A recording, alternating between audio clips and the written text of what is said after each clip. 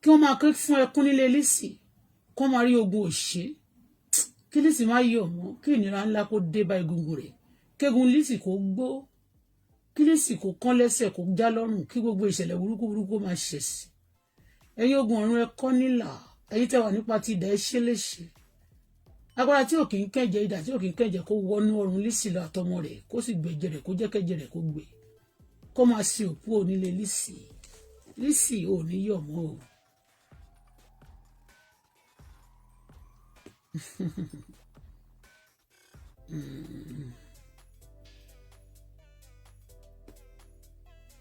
Bẹ́ẹ̀ ló máa rí òkú sí ní ìpadà àṣẹ ọ̀run ti gùn mi ò fẹ́ gbàdúrà fún mi ò fẹ́ ta púpọ̀ fún ẹ jẹ́ ibẹ̀ náà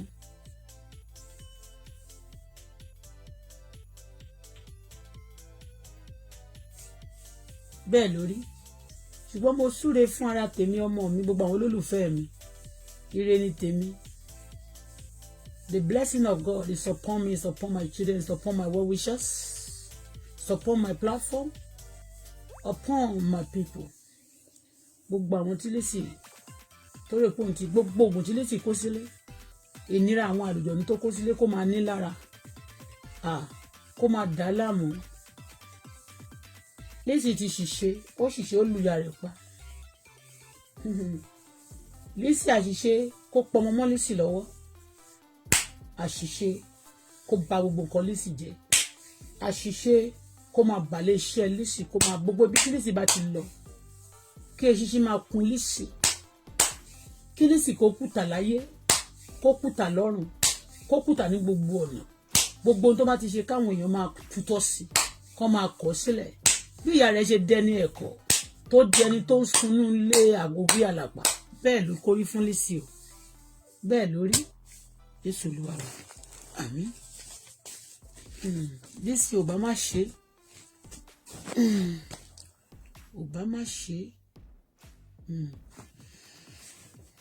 orí ọ̀fẹ́ tí bàbá tí ọmọ àti ẹ̀mí mímọ́ kó sọ̀kalẹ̀ wá kó sì máa bá wa gbé láti ìsìn láti láyà mi ẹ bá wa fi star púpọ̀ kò yọ star púpọ̀ ó dẹ̀ pé wọn kì í fi star sórí èpè night. Lizzie have that one and eat it just manage it má bínú pó kéré. Lizzie Jagunme wife Jagunme the killer of Aláàfin Ọ̀yọ́ the one that kill Aláàfin Ọ̀yọ́ have this one and manage it má sọ pé ó kéré jọ manage it you get more later okay. Láyé bàjẹ́ Lizzie ṣọ́nà bí ẹgbà eégún Lizzie tọkọ ẹ̀ nípa aláìsàn gbogbo àìsàn ló ṣe ìka ènìyàn wọ́n máa investigate ẹ̀ Ọlọ́run jọ̀ọ́ má dá Lizzie sí o má dá sí rárá ó lè adẹ̀ní kó mú ibi tó ti jáde wá ó dẹ̀ sọ àwọn ó jalè ó ní tóun bá ti mọ̀ nípa owó tó wà ní Turkey ok Jagunme kejì tó tún wá tó ń pè ní pnp sísè òsè ní Jagunme ìwọ lọ̀rẹ́ Jagunme ìwọ níyàwó Jagunme ìwọ ló bí Jagunme ìwọ ní ẹbí Jagunme gbogbo nǹkan Jagunme ní ok ó dẹ̀ ló mọ̀ ń pa kí ló wá ṣe lẹ́gbẹ̀ẹ́ ó lè ó fi gbòjú wá kó wá sọ yẹn ní ìwà Àdàbí ó ṣe sọ pé Àdàbí o tó bá jẹ́ bó ṣe máa ń ṣeré wá ní òdìkẹ́ o tó bá jẹ́ pé o mọ̀ ń pa ẹ̀ o gbogbo èkó tó ṣe ìkó wọrí ẹ̀ wá ní Àdàbí o ṣùgbọ́n tó bá ti ṣe kíní kan ké ṣe ẹ́ lè á fi tìjọ́ olófo àwọn àfáà tó bá gbàdúrà fún ẹ kọ́mọ wọn kú babaláwo tó bá dúró tì ẹ́ tó bá fún ẹ lóògùn kí gbogbo ilé agbára ẹ̀ jóná kọ́mọ ẹ̀ kú káyọ̀ ẹ̀ kú kó náà kúkú ìyà kúkú àìtọ́jọ́ pásọ̀ tó bá gbàdúrà fún ẹ kó gbẹ dànù bí igi ọ̀pọ̀tọ́ kọ́run kọ bó ṣe kọ Sọ́ọ̀lù kí gbẹ̀yìn ẹ̀ kó dé gbẹ̀yìn ọjọ́ tó bá bẹ́nu láti gbàdúrà fún ẹ kó dé gbẹ̀yìn ẹ̀ òtí tó bá jáde síta gbangba láyé pàtì gbogbo ibi tó bá sá lọ tó bá ní kó gbà ẹ́ wọn ò ní gbà ẹ́ là wọ́n máa gbà ẹ́ pa ni Lizzie gbogbo bí tó bá sá lọ pé kó ń gbà ẹ́ wọn ò ní gbà ẹ́ láwọn máa gbà ẹ́ pa ni torí pé ó ti ẹ̀yájú sọ́lọ́run tó yẹ pé ọmọ Ọlọ́run wá sọ pé ilẹ̀ ló máa pè wá pé àdàbí kan àwa pọ̀ Ọlọ́run tiẹ̀ kọ́lọ́run ṣe é mọ́ṣẹ́ kó fi ẹ́ ó ti fẹ́ ṣẹ̀sìn rẹ̀ di kó túbọ̀ fẹ́ ṣẹ̀sìn kó jẹ́ yamayama kó jẹ́ játijàti kó kúrè dèrèdè kó má kúrè bí ìyá ò ṣe kúrè kó má yè bí ìyá ò ṣe yè kó má jèrè ọmọ bí ìyá ò ṣe jèrè ọmọ kó ṣẹlẹ́yà kẹ́nìbọ̀dì má lè boast of you níbikíbi lágbàáyé kó di black star. Bye for now. Ẹ̀yin olólùfẹ́, thank you very much. Love you guys. Bye for now. Mo súre fún gbogbo àwọn ènìyàn tí Lizzie ti gégùn fún. Ègún ò ní jẹ́ tèmi kò ní jẹ́ tàwọn ọmọ mi kò ní jẹ́ tiyín. Mo ré ègún náà kúrò. Mo dá padà sórí Lizzie. Ègún tí Lizzie rán sí orí ọmọ Dorcas. Mo ré ègún náà. Mo ré kúrò lórúkọ Jésù. Mo dá padà sórí àwọn ọmọ Lizzie.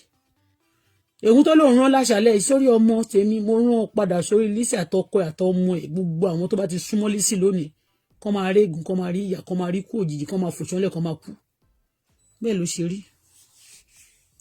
gbogbo ègún tí Lizzie ti rán jáde gbogbo iṣẹ́ burúkú tó ti ṣe gbogbo àlùjọ tó ti pè mo pàṣẹ gbogbo ẹ̀yin àlùjọ náà ẹ padà lọ bá Lizzie kẹ́ mú mi ara àti ẹ̀jẹ̀ kẹ́ jẹrun ara ẹ̀ kẹ́ ṣe jàtìjàtì kẹ́ ṣe jálajàla òun ló pè yín òun ló mọ̀ yín ẹ lọ dojú ìjà kọ́ òkò tá bá ti sọ mọ́ pẹ̀lú ọlọ́pẹ́ máa ń sọ mọ́ ní ìpàlà ó yẹ ẹ padà lọ bá ẹ lọ bá kẹ́ bá jà torí pé ó rán yín níṣẹ́ tí ò dáa nítorí pé ó purọ́ fún yín nítorí pé kò sọ tòótọ́ ẹ lọ bá jà kẹ́ bá wí ẹ rán Lizzie lọ sí àtọ̀ tí wọ́n bá ti dá lé tán dá táwọn máa dá sátàn kí Lizzie ó nígbẹ́ lòun kó di èrò àtàn ẹni bá tún lọ kò sẹ́ni tó tún wá lọ àtàn lọ ṣeré mọ́ wọ́n máa ń dàdọ̀tí sórí àtàn ní kí Lizzie dẹni tó ń dàdọ̀tí sí lórí kó dẹni àtòun àtọmọ àtọkọ kó dẹni tó ń dàdọ̀ kó dẹni tí ibi tó ń dàdọ̀tí sí kó da ibi tó ń da ilẹ̀ sí kó dàbí tó ń da òórùn burúkú sí kí òórùn tó dùn tó dára kó má ṣe dára látara Lizzie mọ́ bẹ́ẹ̀ lórí o kò ní í padà Jésù Olúwa wa àmín. May the grace of our Lord Jesus Christ, love of God, fellowship of Holy Spirit be with us now forevermore. Amen. Surely goodness and mercy, success and favor shall follow us. Follow me, follow my people, follow my daughter, follow Dorcas, follow our children, follow àwọn ọmọ tí olórí burúkú Lizzie ti ṣépè fún tẹ́lẹ̀. Bẹ́ẹ̀ni, kí goodness and mercy follow us all the days of our life. We shall dwell in the house of the Lord forever and ever. Amen. We shall be like a tree planted by the riverside that bring forth in the fruit in season. Our leaf shall never wither, whatever we lay our hand shall prosper. The name of the Lord is a strong tower, the righteous unto their sake. Because our jealousy, olódodo Ọlọ́run ti sọ wá di olódodo. We shall prosper, we shall make it. Gẹ́gẹ́ bí òkè láti Jerusalem ká bẹ́ẹ̀ ni Ọlọ́run yí àwọn ènìyàn ká. Ọlọ́run tó dá ayé àtọ̀run yóò yí èmi àtọmọ mi àti gbogbo àwọn olólùfẹ́ mi ká bọ́ Ọlọ́run dájú lórí wa. Ẹni bá ti wà nínú ìbùkún yìí jẹ́ ti ẹ̀ràn jáde ká tó máa lọ. Mo ti ka Bíbélì, mo ti gbàdúrà ṣùgbọ́n jẹ́ ẹ̀ràn ìbùkún yìí jáde sí orí èmi àtọmọ àti Dorcas pàápàá. Bẹ́ẹ̀ni. Àgbàdúrà fún jáde wọ́n máa ní kó wá ṣe. Anyway,